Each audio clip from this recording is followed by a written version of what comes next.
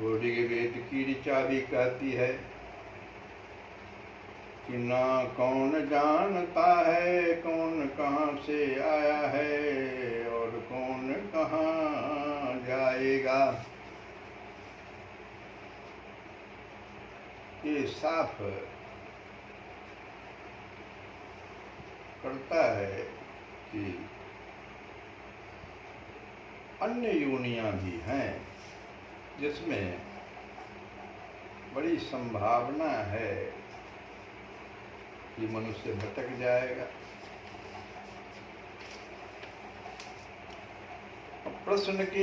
एक प्रश्न उठा दिया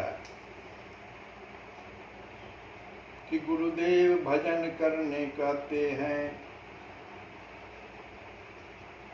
सिर्फ भजन तो शरीर के जीवन का निर्वाह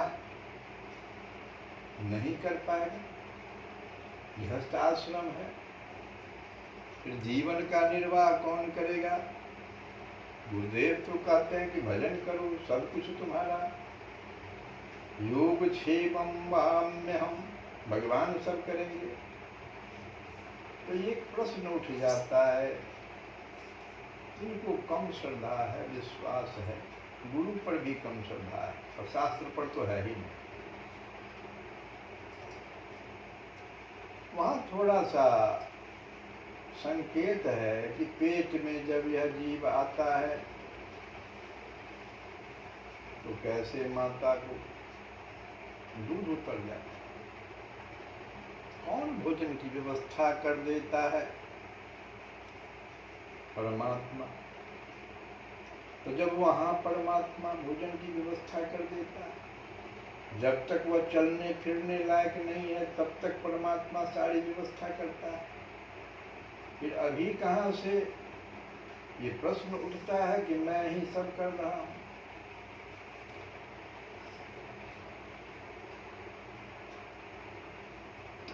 यह जीवन जो है, गीता में भगवान अर्जुन से कहते हैं कि यह जीवन जो है वह अश्वत्थ वृक्ष की तरह है। अश्वत्थ वृक्ष कहते हैं बरगद के पेड़, बरगद का पेड़ जैसा होता है ना, वैसा ही ये जीवन है।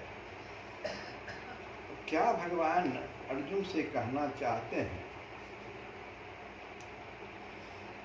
न रूपम अस्य इहि तथा उपलभ्यते,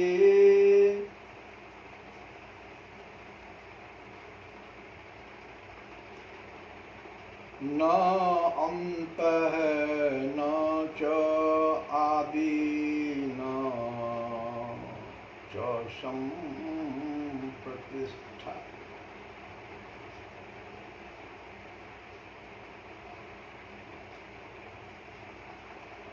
इस संसार में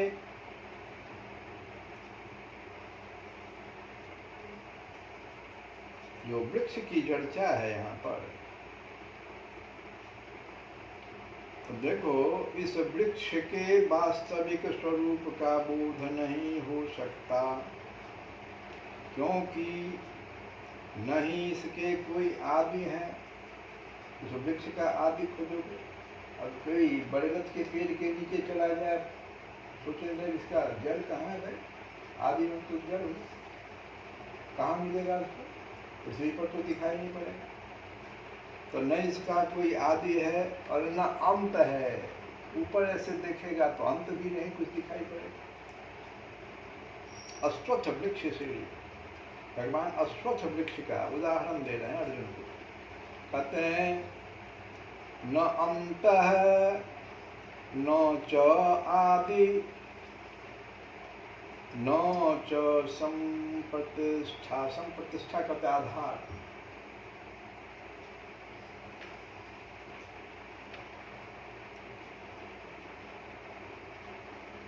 अश्वत्थ अश्वत्थ एनं सुविरूढ़मूलम्। सुविरूढ़मूलम, गहरी जड़ों वाली ये अश्वत्थ का वृक्ष है। जीवन गहरी जड़ है, इसका पता नहीं चलेगा कहाँ। गहरी जड़ मतलब हुआ कि आप कहाँ से आए हो। वेद की ऋचा कहता है, कौन कहता है कहाँ से आए हो, कहाँ जाओ। ये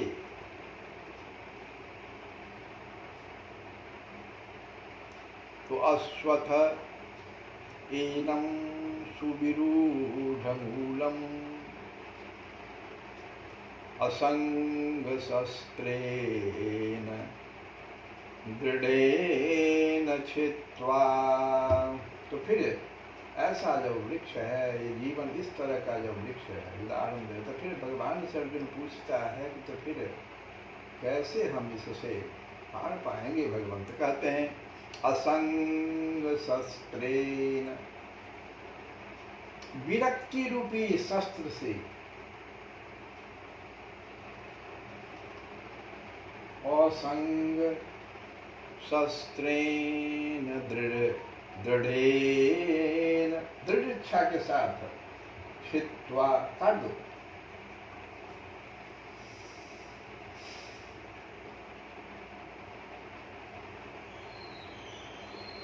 दृढ़ इच्छा से काट देना, विरक्ति रूपी शस्त्र से। तो ततः पदम तत्परिमार्गितव्यम,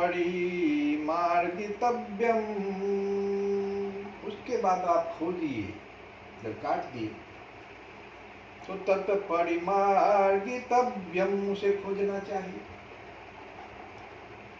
यस्मिन् गतान निवर्तन्ति भूयः,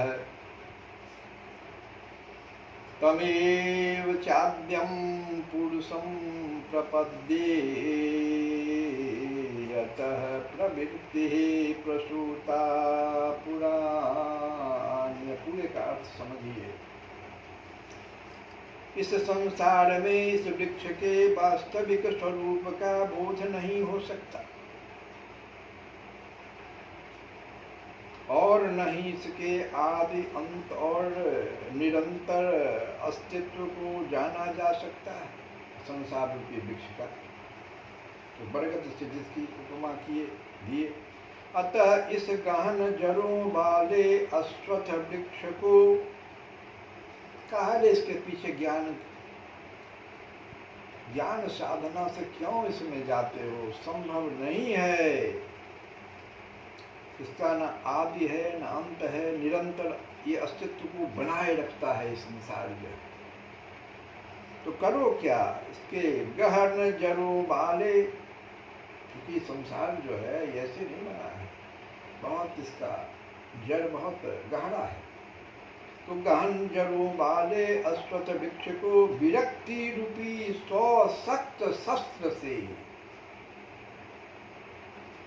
काट देना चाहिए, तभी कोई इसके आधार को जान सकता है। अब आपको आधार पता लगेगा, कहाँ से आए, कहाँ जाना है, अब पता लग जाए। तो विरक्ति रूपी सशक्त शस्त्र से काट देना चाहिए, इसका भी अब व्याख्या सुनिए। विरक्ति रूपी शस्त्र क्या है? काट देना चाहिए, तभी कोई इसके आधार को जान सकता है, जो कि परम प्रभु है। आधार क्या है? परम प्रभु परमेश्वर भगवान,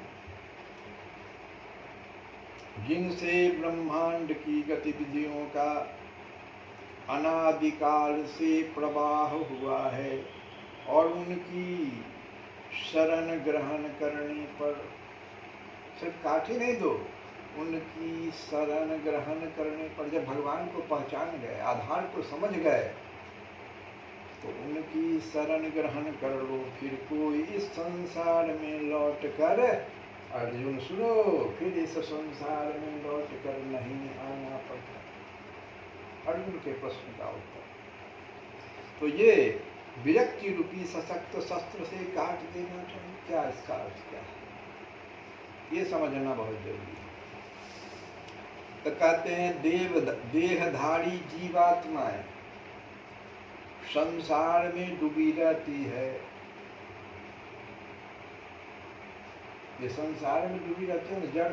जड़ को क्या करती है? सिंचित करती रहती है, जड़ को भोजन देती रहती है देहधारी जीवात्मा को।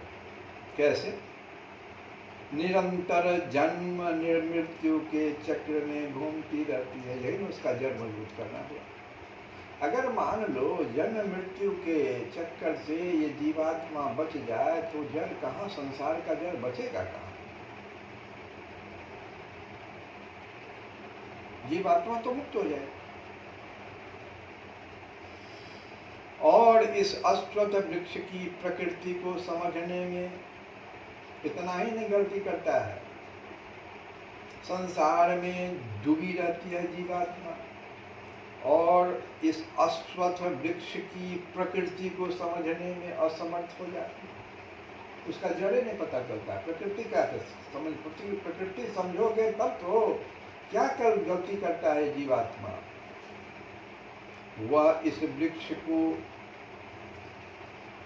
इसके पत्ते को देखती है और उस पत्ते में भी जो कोमल भाग, कोपल सब आता है उसको देखती है। अरे कितना सुंदर, इसको बढ़ाना चाहिए। यह नहीं जीवात्मा समझती है कि इस कोमल पत्ते को जैसे खूब सिंचित करके उसमें खूब न्यूट्रिएंट्स जितने भी हैं उसको अगर डाल के उसको बढ़ाएंगे, मतलब कामना। तो कोमल पत्ता क्या है? जीवात्मा के द्वारा किया गया कामना। इस अश्वत्थ वृक्ष की प्रकृति को समझने में असमर्थ रहती है। वही इस वृक्ष के पत्ते को अति आकर्षक समझकर, मतलब इंद्रिय विषयों को भोग की कामना निरंतर करती। इंद्रियां जो है हमारी, वो विषयों की ओर भागती है और भोग की कामना करती रहती है। यही हुआ अति आकर्षक, संसार का अति आकर्षक रूप दिखाई उसका पड़ता है जीवात्मा। इंद्रिय विषयों को भोग की कामना निरंतर बनी रहती है, वो लालायित रहती है। और जब कामनाओं की तृप्ति हो जाती है तो फिर लोभ दुगुनी गति से उदय हो जाता है। जैसे देखो जो कोमल पत्ता है उसको जब पूरा तृप्त कर दिए, पूर्ण पत्ता हो गया, फिर दूसरा कोमल पत्ता वहां पर आ गया।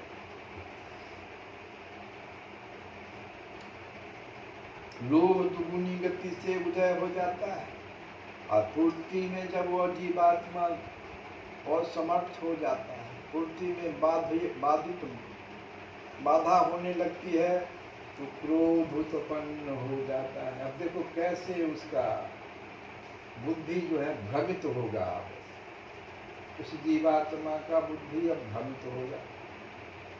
तो क्रोध जैसे उत्पन्न हुआ, बुद्धि भ्रमित हो जाती है और जिसका बुद्धि भ्रमित हुआ वो अज्ञानता के गहन अंधकार में डूब जाता है। कुछ क्या करना चाहिए क्या नहीं करना चाहिए उससे भटक जाता है। तो सारी बातें कहाँ से शुरू हुई और कहाँ समाप्त हो गई, इसको भगवान जो है इस पूरे श्लोक में अर्जुन को समझा रहे हैं।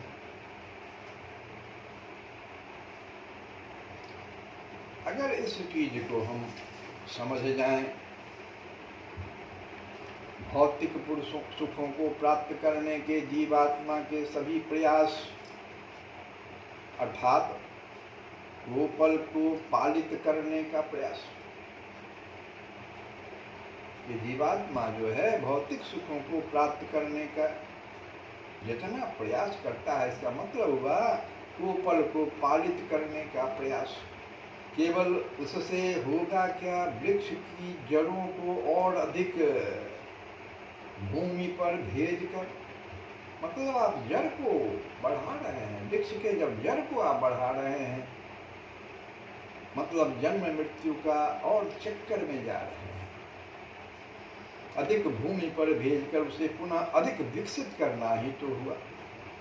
अब इस वृक्ष को भगवान कहते हैं कि विरक्ति रूपी सशक्त शस्त्र से काट दो। मतलब क्या है? इस वृक्ष को काटने वाला विरक्ति है। जो कामनाएं आपकी जो नया कोपल पैदा दे रहा है, आप कर्तव्य कर्म कीजिए। कामनाओं को ध्यान से देखिए। अरे ये कामना हमारे पास क्या आ गया? माता पिता की जमीन पर नियम अधिकार करें। ओ ये कहाँ से आ गया? अपना जो है वही तो पालने लगा। इस वृक्ष को काटने वाला शस्त्र विरक्ति है। इस विरक्ति रूपी शस्त्र को आत्मज्ञान से निर्मित करना है। और ये विरक्ति रूपी शस्त्र बनेगा कैसे? कोई लोहे से तो बनेगा नहीं शस्त्र। तो आत्मज्ञान रूपी, आत्मज्ञान से निर्मित करना है। आत्मज्ञान आएगा कहाँ से? शास्त्रों से आएगा, कथा से आएगा, भजन सुन रहा है इससे आ जाएगा। और क्या आएगा? आत्मज्ञान क्या आएगा? कि मैं शाश्वत आध्यात्मिक जीव हूँ। ये पुष्ट होगा कि कौन है आप? तो मैं शाश्वत आध्यात्मिक जीव हूँ। मैं फलाना कुमारी फलाना का बेटा नहीं हूँ। मैं कौन हूँ? मैं शाश्वत आध्यात्मिक जीव हूँ। मैं भौतिक शरीर नहीं हूँ। मैं शाश्वत दिव्य आनंद को प्राप्त करने के लिए आया हूँ। बड़े भागे मानुष तन पावा। मैं क्यों आया हूँ? मैं शाश्वत दिव्य आनंद को प्राप्त करने के लिए इस शरीर को बड़े भाग से मुझे मिला है। 84 लाख को भोग के आया। और इस आनंद को भौतिक पदार्थों से नहीं प्राप्त किया जा सकता। यह भी मुझे समझ में आ गया। क्योंकि जैसे वृक्ष का उदाहरण दिए तो कामनाएं करते रहेंगे, लोभ बढ़ेगा, लोभ की पूर्ति बाधा होगी, लोभ की पूर्ति नहीं होगी, क्रोध आएगा, क्रोध से बुद्धि भ्रमित हो जाएगा, फिर अज्ञानता के गहन अंधकार में हम डूब जाएंगे। फिर हम अपना कैसे कल्याण कर पाएंगे? तो जिन भौतिक इच्छाओं को यह सोचकर प्रश्रय दिया कि मैं शरीर हूँ, यह तो सिर्फ असीमित कामनाओं, लोभों को जन्म दिया, जिसकी पूर्ति न होने पर क्रोध तथा अज्ञानता ही बढ़ी। बुद्धि भ्रमित हुई और हम संसार में जन्म मृत्यु के चक्र में 84 लाख में फंस गए। ये जो है आपको आत्मज्ञान से निर्मित कर देना है इतनी बात को। और यही हो गया शस्त्र आपका, विरक्ति का शस्त्र। अब आपको जो है देखिए आपकी बुद्धि भ्रमित नहीं होगी। कामनाओं का जैसे उदय होगा काट दीजिए ना, इससे तो जड़ हमारा मजबूत होगा। लोभ रूपी जड़ जो है, कामना रूपी जड़, यही बढ़ेगा। अश्वत्थ वृक्ष और अपने जड़ को ज्यादा फैला देगा। अतः भगवान कहते हैं कि नाम रूपी साधन से इस महान कलिकाल में मेरा शरण ग्रहण कर लो। यही अश्वत्थ वृक्ष कटना हुआ तथा तुम मुझे प्राप्त कर लोगे। राम राम राम राम राम राम राम राम राम राम जपत। क्या करना है? राम राम राम राम राम राम राम राम राम राम जपत। बिना पत्रिका से तुलसी बाबा कर रहे हैं। गीता से तो आपने सुना, आप देखो तुलसी बाबा बिना पत्रिका में करते। वो अपने अंतिम अवस्था में तुलसी बाबा इस पत्रिका बिना पत्रिका के भजन गाए। तो क्या होगा? मंगल मुद उदित होत। अरे मंगल मुद उदित होत, काली मल छल छपत। अरे काली मल छल छपत, काली मल छल छपत। राम नाम के जप से कल्याण और आनंद का उदय होता है। और कलयुग के पाप तथा छल छिद्र छिप जाते हैं। क्यों? तो कहु के लहे फल रसाल, कहु के लहे फल रसाल, बबूर बीज बपत। बबूर के बीज को बोने से बबूल का बीज बोकर आज तक किसने आम के फल पाए। कहू के लह फल रसाल, रसाल कहते हैं रस वाला फल आम का। कहू के लह फल रसाल बबूल बीज बपते, हार ही जन जन्म जाए। अरे हार ही जन जन्म जाए, गाल गूल गपते। राम राम राम राम राम राम राम राम राम राम जपते। अरे मंगल मुद उदित हो, कलिमल छल छपत हो, कलिमल छल छपत। तो बबूल का बीज बोकर आज तक किसने आम के फल पाए। अकेले तू व्यर्थ, तू व्यर्थ है। गप्पे मारना, ये गप्पे मारना में कामना, कामनाओं को पालना। गप्पे मारना से कर दिया, गप्पे मारकर अपने दुर्लभ मनुष्य जन्म को नष्ट मत कर। गप्पों का फल यानी कामनाओं का फल तो दुर्गति ही होगा। इसलिए राम नाम जप इसी में कल्याण है। श्री कृष्ण गोविंद हरे मुरारे। हे राधे।